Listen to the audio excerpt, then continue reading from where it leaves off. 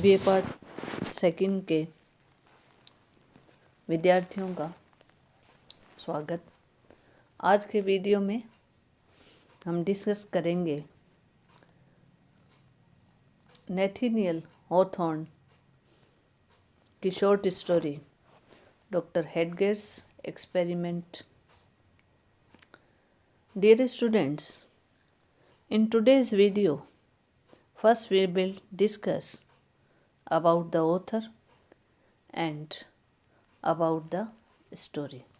So let's start the video. Nathaniel Hawthorne was born at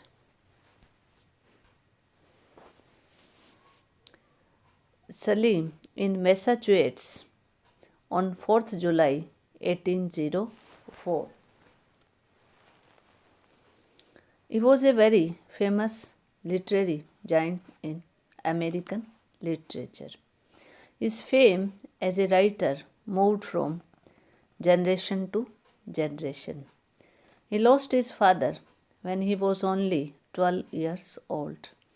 So his mother took him to his brother for his schooling. He studied at boarding college for 4 years from 1821 to 1825. He devoted much of his time to reading and did not show his intelligence very much. So he came to be known as an ideal student. Here he had some very good friends. He made friendship with Franklin Pierce, who later became the President of USA.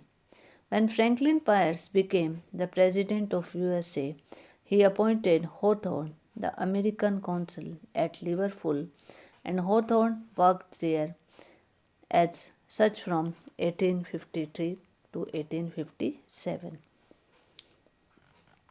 Nathaniel Hawthorne started writing stories at a very early age and published them, but he could then gather no fame for himself.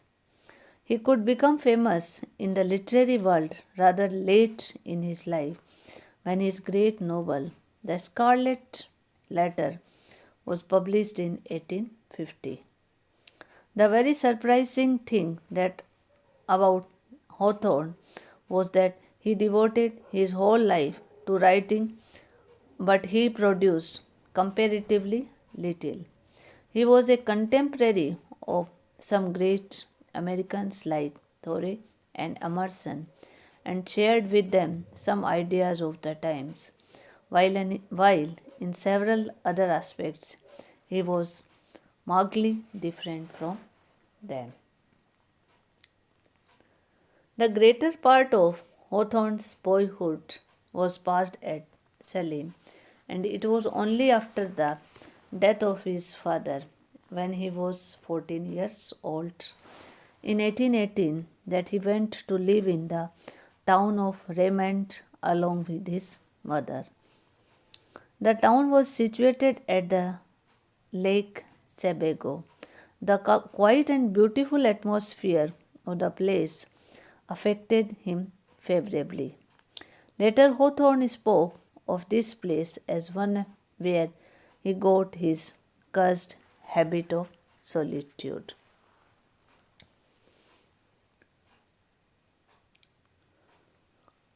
The period from 1825 to 1834 was a formative period for Hawthorne. His famous works are Funshave, Twice Told Tales, Moses of an Old Man's, and Show Image. The fourth collection of stories came out posthumously in the name of Sketches and Studies in 1883. Hawthorne had already left this world in 1864. So, dear student, this was the introduction of the writer Hawthorne. He was born on 4th July 1804, died 19th May 1865. His short stories are A Young Goodman Brown, The Birthmark, The Minister's Black Veil, Twice Told Tales, and many more. Now we will discuss the story Dr. Heidegger's Experiment.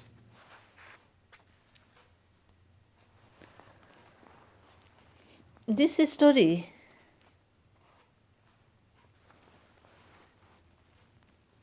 is a short story. The story is about a doctor who claims to have been sent water from the fountain of youth. Originally published in 1836-7, it was later published in Hawthorne's collection Twice Told Tales in 1837. And the original title of the story was The Fountain of Youth. Dr. Heidegger's Experiment is a short story by American writer Hawthorne. The story is about a doctor who claims to have been sent water from the fountain of youth.